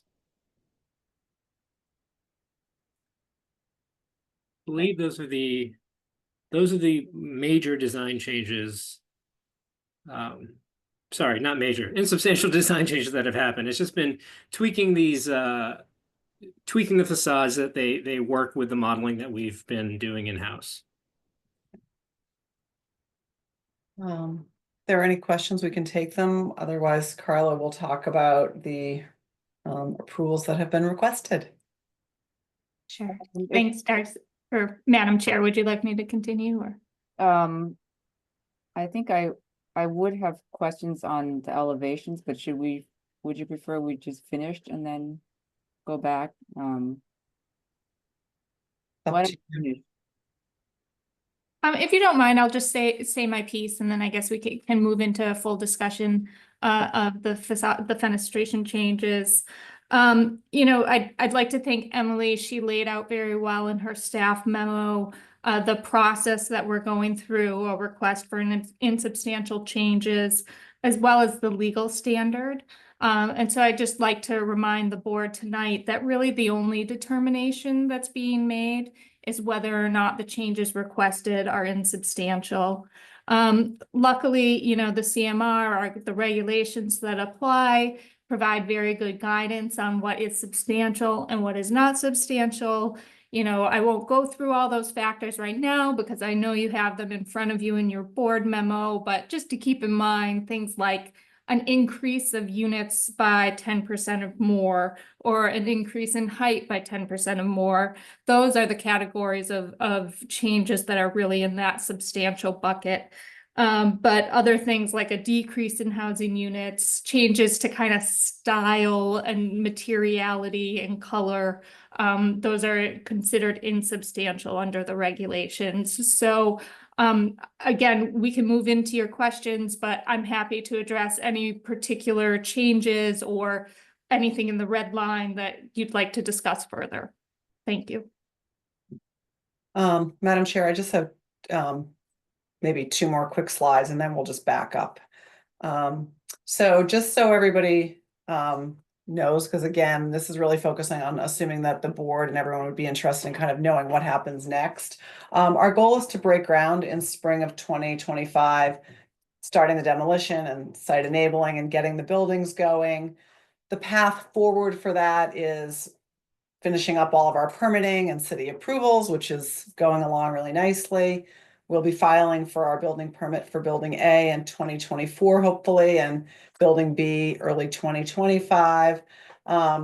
With a lot of that stuff in hand, we have what's called readiness to proceed for the state. So we'll be able to then start working with the state agency to move towards our financial closing and get started. And I just want to say that before we break ground, not the day before, you know, a little bit before, we've also heard from the community that it's really important that they know what's going to be starting when. So we'll be out in the community working in collaboration with Emily and with Ben to meet with folks and update them so they know what kind of communication to expect from us, what activity to expect, who to call with any concerns. There'll be signage around the site, all of that best practice stuff. So that's it. Now happy to back up and we'll take any questions in any category. Thank you. Maybe a question for staff. Emily, first, it's very helpful in the report where you list at the end changes that are generally considered substantial, and the list and changes that are generally considered not substantial. Are we saying that all of these fall under the list of generally considered not substantial? Madam Chair, through you, that is staff's belief that based on state regulations and requirements, the proposed changes are considered insubstantial. And there's bold for emphasis. Is that? It's simply because it directly, through you, Madam Chair, the bold for emphasis is simply because they directly relate to the proposed changes. Yeah, so we do see color or style materials used. Also, I see that you relate it to how they, it's still, a graphic depiction. So, for example, the tone of the brick, or what the tone of the facade, I wouldn't, I see that as a product of the graphic rendering. I wouldn't worry about that. But number 3, a change in number of bedrooms within individual units. So there is a change in number of bedrooms here.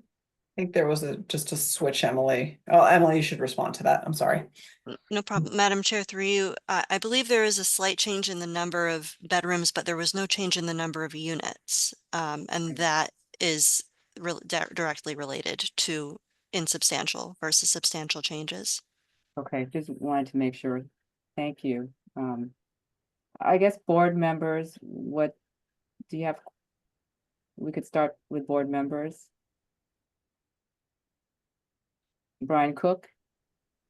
Thank you, Madam Chair. I just have 2 questions about page 4 on the staff memo. So I believe through you, this questions might be for Emily.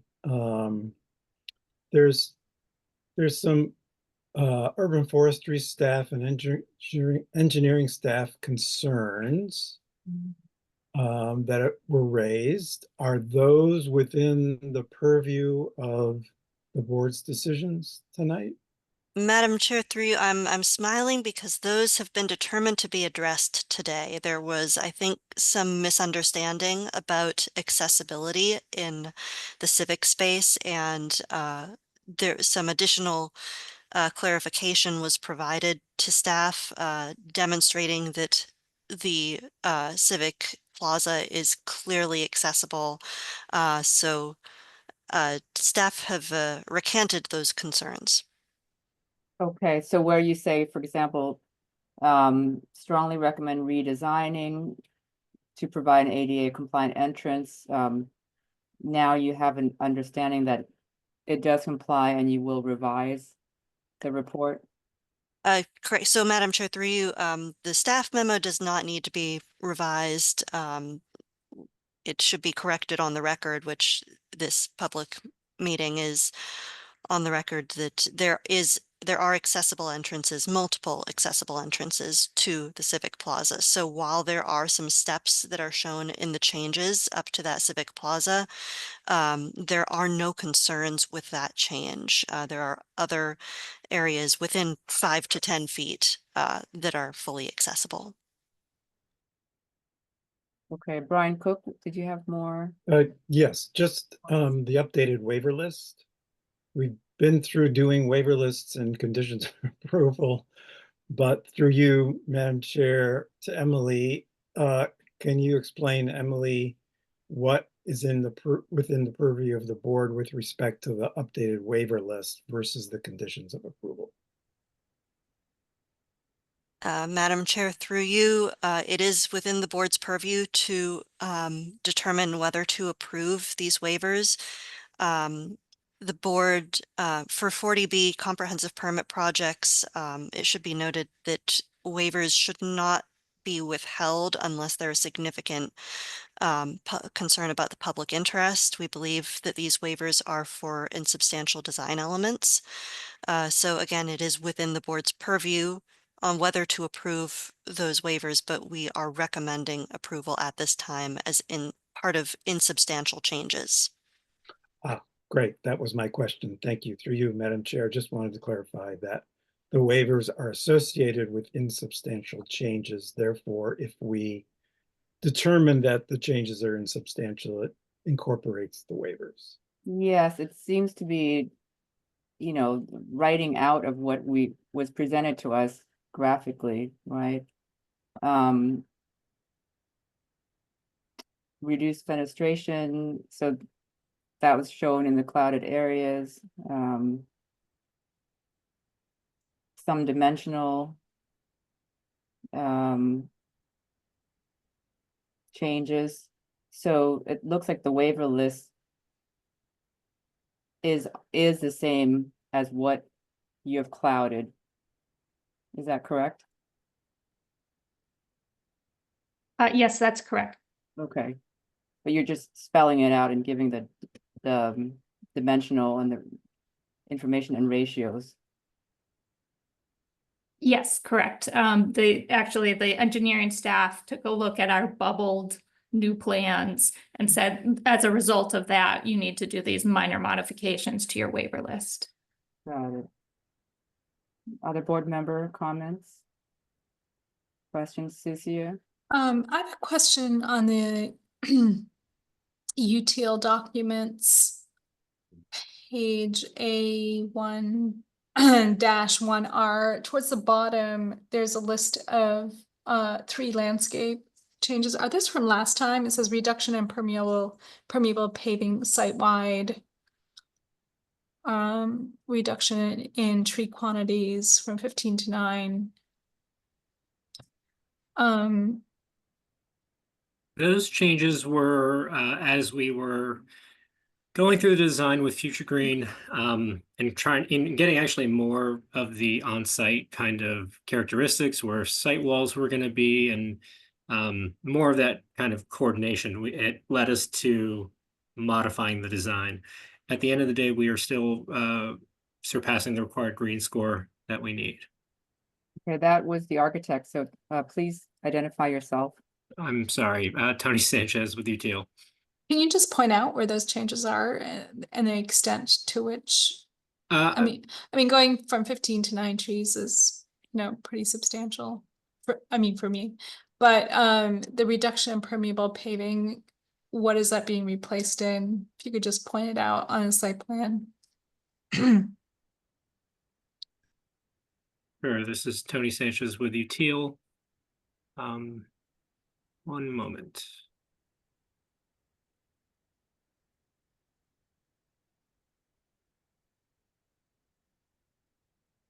So the changes to the trees, this is the previously approved plan for building A. And where our electrical equipment is located and pretty much can only be located on the site necessitated us removing a tree at that location. There's been some right sizing throughout the Civic Plaza and reorganizing those trees, as well as, I believe, some trees along the back portion of building B. So this was this is the previously approved version. And now this is the proposed. So we had to maintain some access for fire department back here. And with the current kind of retaining walls, just that area would not support trees properly. So we had to take some out back here as well. So the reduction in permeable paving is really that area due to electrical equipment. It's mostly in that. Well, it's also, excuse me, yes, it is at this location. We have also changed well, you can't really see it here, but we've changed the paving plan at the courtyard. There's actually more planted area than paving area here. So we've removed that permeable paver. And then this walkway was a permeable paver as well. And I believe it is now concrete because of potential freeze thaw issues, and operationally that being an issue, a problem over time with keeping that access to Soul Park accessible. I think we had a small paver previously, and if those started to heave, it would have been problematic. Thank you. No further questions. Anyone else have questions? If not, I have some myself. So again, the updated waiver list, I'm trying to understand its correspondence to design. The first one, permit a roof deck on building A that's set back by less than 5 feet. Can you just show us where that is? So it's supposed to be more than 5 feet and now you're less? Is that the change? Hi, yes, this is Tony Sanchez with Util. That is correct. So on the upper floor, the common deck used to be here. We found that we were having some grading issues going from the corridor up to this condition. So we actually had to put it further away and kind of slowly ramp up to it. So we're now proposing this common roof deck closer to the edge of that roof so that the residents could also look over Sewell Park and the new planting, but also it helps us facilitate this new ramp that we have to include to get up there. You needed to get to the elevation, certain elevation. Correct. Yes. Okay, got it. And then the 2, 3, and 4 do seem to be about the window wall ratio-ish. You'd mentioned, I mean, we all start from, this is from DD to CD, is that right? Oh, this was Changes? like SD when we got this approved the first time around. Okay, so there's a lot of refinement and then using your energy modeling, you know, to refine your design. So some reduced fenestration makes for a more efficient building envelope. Lobby entrance width. Can you show where that is? Is that the required lot? Tony Sanchez with Util. The previous lobby was 18'10", as you can see, and now and that was a fully glazed entrance. We're now proposing a 24-foot wide entry, but we are reducing that glazing for the passive house requirement. Got it. So scale wise, you kind of, it's wider, but it's just the where the glazing is. Correct. And then storefront entrance. Those are the yeah, number 3 is 15 feet. That's kind of a Somerville. Oh, that's width, sorry, not height. Correct. So there's two options or two things that we're running up to here. Once again, it's that the overall glazing and amount of glazing we have for our passive house, meaning to meet our passive house numbers or metrics. And then additionally, this is on a very, well, along Broadway, you know, we're at the top of a hill and it goes down. So getting the floor heights to fit kind of to grade out properly necessitated some maneuvering of those heights. So this is the previous or the previously approved and then our update. And then along Broadway, you can see that slope. We've kind of right-sized that to feel better at an urban scale, but also it had to be reduced for those just to minimize glazing. Thank you. So your building footprint is the same, is it? Correct. Okay, so because I couldn't tell, sometimes the shadow lines for the overhang are stronger and not, but I think you're just representing things differently from SD to DD, but it meets the ground the same way, right? So you're not really changing the Correct. We did have this kind of continuous canopy at one point, but then we found that if we were to break up those canopies, you know, they would accentuate the entries more. So that is why you see that kind of thick line has gone away. But again, where it meets the ground and the overhang is the same. Correct. Yes. Okay. Yep. Yeah, it's just hard to tell from this. There are a lot of bubbles on this. I mean, it all makes sense, and it's really clearly moving towards the goal of energy efficiency, tighter envelope. So I don't really have further questions, and I'm on board with these being insubstantial. Other board members have further comments? No. So okay, we can conclude. Brian Cook, do you know what you need to do? I'm not sure, so you can ask. I believe we need two motions, but Emily can correct me if I'm wrong.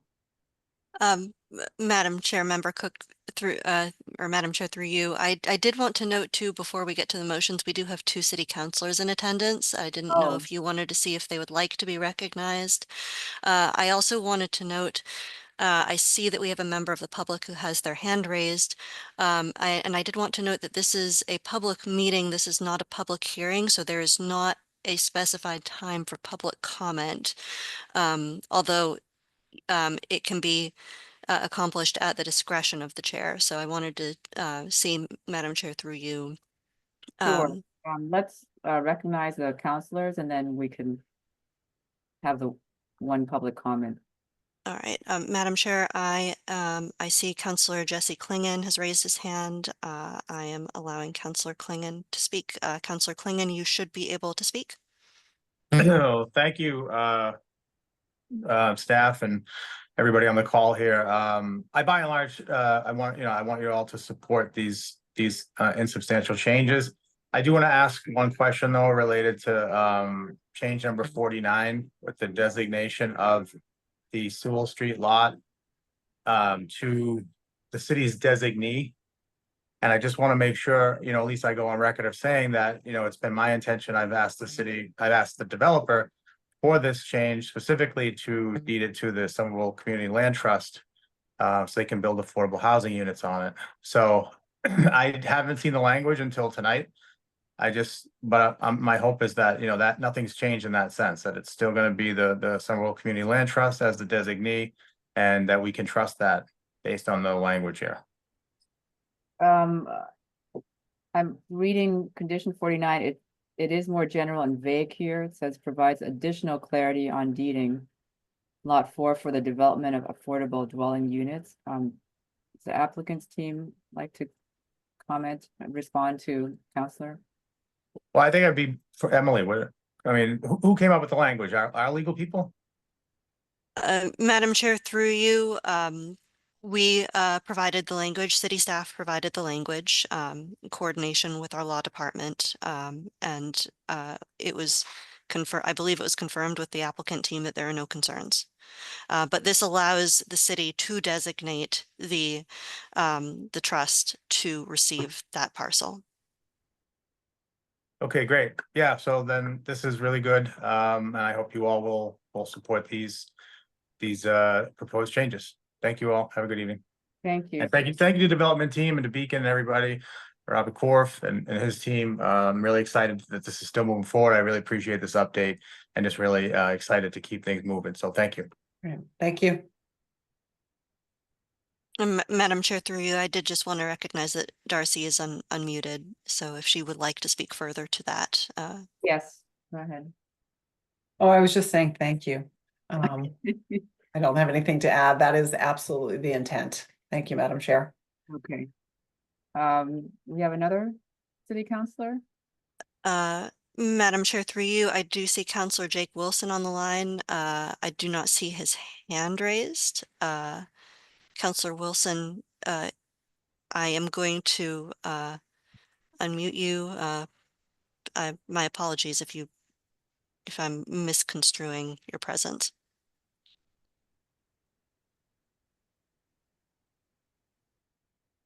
That actually might be his Otter bot, his AI bot that he sends to the meetings to report back to him. Hi, Jake. Just want to say hi to your robot. Madam Chair, through you, I am going to mute Councillor Wilson then, and through you, if you would like to hear public comments, again, it is at your discretion. Sure. Right. So I do see that Crystal Huff has their hand raised. I am going to allow them to speak. Crystal, you should be able to unmute and speak. I am going to put up the timer though. Give me just one moment, sorry. I don't think I'll need the timer, but thank you. Crystal Huff again in Ward 5. I just wanted to say I'm a volunteer coordinator with Mutual Aid of Medford and Somerville, or MAMAS, and we have a community garden at 36 Sewell, which is one of the abutting properties of this project. It used to be the site of a community fridge for the neighbors to help each other with food insecurity issues. I am hugely in support of this project. To be clear, I'm excited for the affordable housing. Passive house, like I love the transit-oriented development. I adore the Muse Garden Plan. I've listened to several presentations of this project before.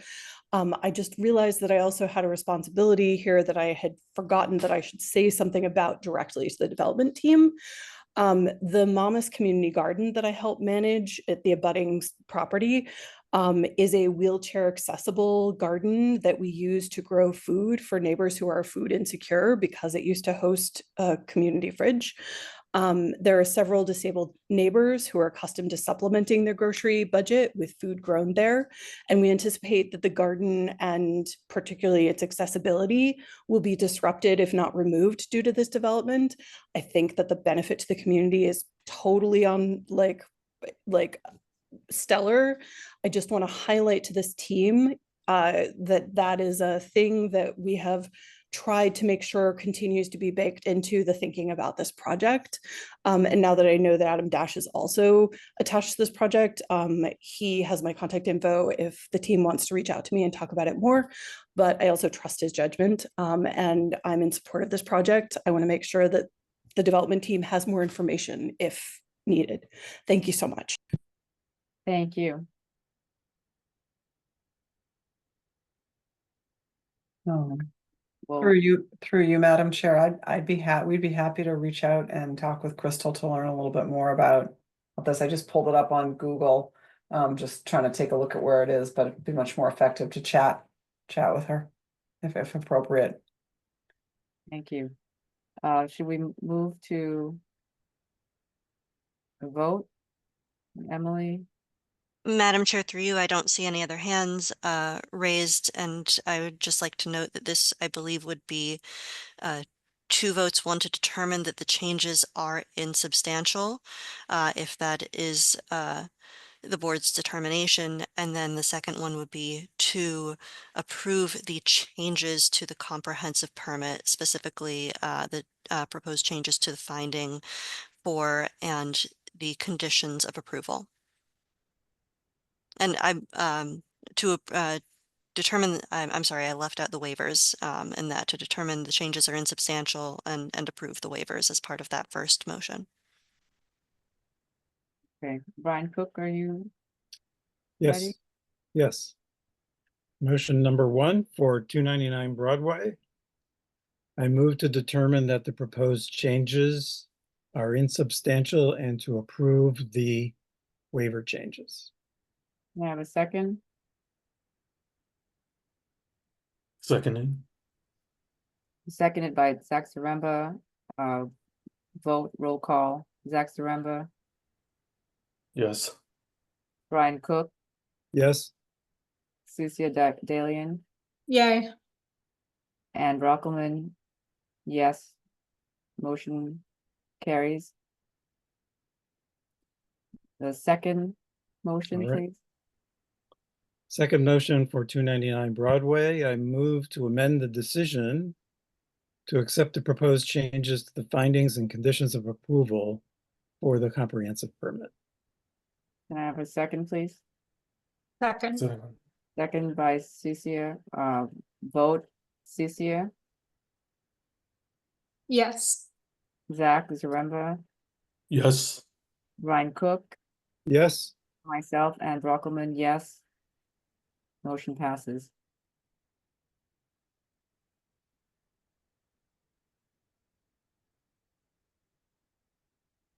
Does that do it for this case, Emily? Madam Chair, through you, I believe that that does it. Okay, thank you, and thank you for always a thorough presentation. Really helps us be able to move through the case efficiently. A pleasure. Thank you, everyone. Thank you, call Madam us Chair, when you're members of the board. digging. Thank you. Yeah, we'll see you before then. Thank you all. We can have, Thanks, everyone. thank you, have a nice night. Thanks. We make a motion to adjourn. Madam Chair, I move to adjourn the ZBA meeting of Wednesday, November 6th, 2024. Second. Can I speak? Okay. Susia. Second by Susia. Zach Zaremba, Yes. Brian Cook, Yes. myself, Ann Brockelman, yes. Meeting is adjourned. Great job, everybody. Just over 8 o'clock. Great job to you, Madam Chair. Thank you. Night, Okay, everyone. good night. Bye. Have Good a good night. night.